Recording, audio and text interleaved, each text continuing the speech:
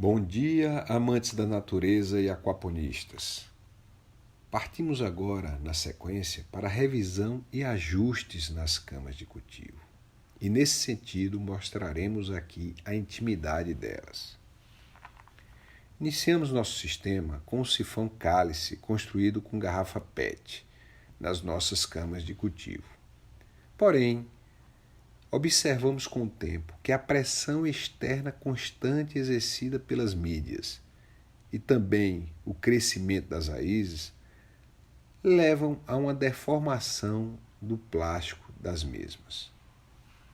Repensamos nosso projeto e partimos agora para um sifão tipo cálice, porém de PVC, construído com a redução de 50 para 25 milímetros em forma de taça, com a cobertura de PVC de 100 milímetros, sem mangueirinha, similar à descrita pela Aqualage Aquaponia, e com sucesso comprovado na prática. Ficamos felizes com o resultado inicial. Nossas camas de cultivo recebem o líquido das bombas após filtragem.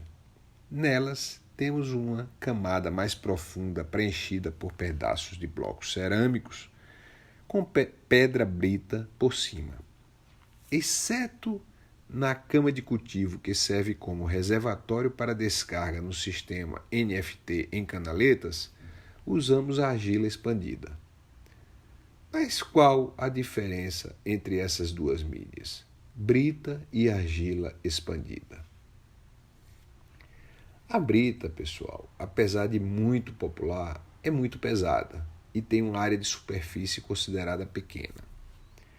Pedras calcárias têm um carbonato de cálcio na sua composição e tendem a influenciar nos parâmetros da água, aumentando o KH e o pH, ou seja, a alcalinidade.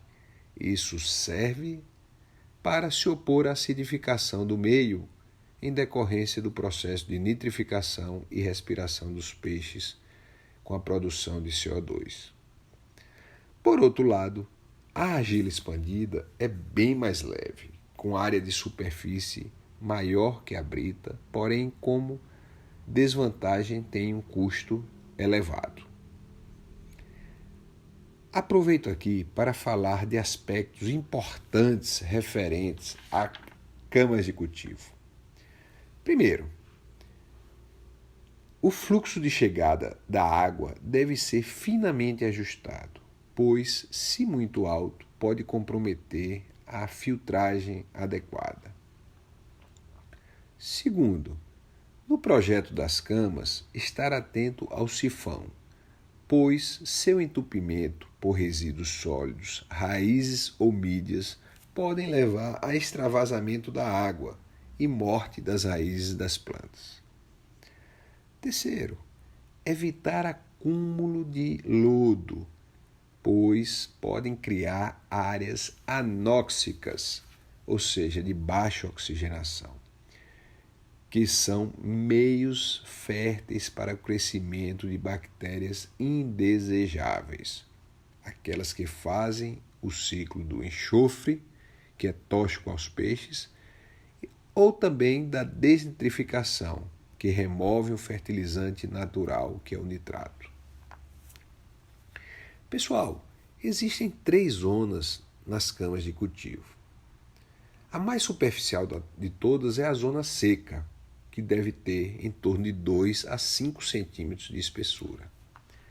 Tem como funções proteger da evaporação. Ela faz uma barreira também contra a luz excessiva e também previne o crescimento de patógenos que podem levar à podridão do colo e doenças nas plantas.